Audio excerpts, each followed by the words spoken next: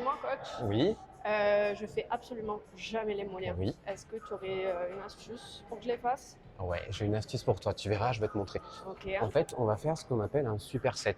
Donc, ce que je conseille de faire, du coup, dans tes séances bas du corps, ou même d'ailleurs dans tes séances haut du corps, c'est de mélanger, du coup, les mollets avec un autre exercice, ce qu'on appelle un superset. Donc, enchaîner les deux exercices sans pause. En l'occurrence, je vais te montrer une super astuce pour quand tu feras ton leg curl sur la machine allongée, Ouais, où tu pourras faire ton leg curl et enchaîner directement avec tes mollets. Tu veux que je te montre? ouais, Allez, viens, carrément. je te montre. Et le step à la limite, ici, pour que tu puisses avoir la place pour faire la flexion de cheville. Donc, Ok. là, on va se mettre en condition. Donc, tu fais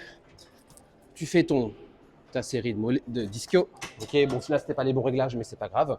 Et là, ce que tu vas faire, c'est que tu vas donc passer ton genou sur le boudin, sous le boudin, poser ton pied sur le step.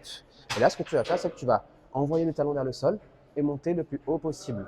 On descend et on remonte. Là, je l'ai fait avec une jambe parce que je trouve ça bien de séparer les jambes, surtout quand on a souvent des déséquilibres de force. Mais tu peux totalement aussi faire Les deux. avec les deux jambes en même temps, il n'y a pas de souci. Ok. Voilà, ça c'est toi qui vois.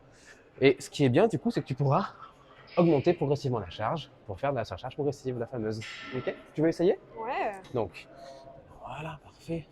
Là, du coup, tu as le pied à la limite du boudin, c'est parfait. Tu passes le genou dessous, tu descends, tu montes le plus haut possible, descends et tu montes le plus haut possible. Donc maintenant, tu n'as plus d'excuses, Non, tu ne pourras plus skip les mollets. non, c'est clair.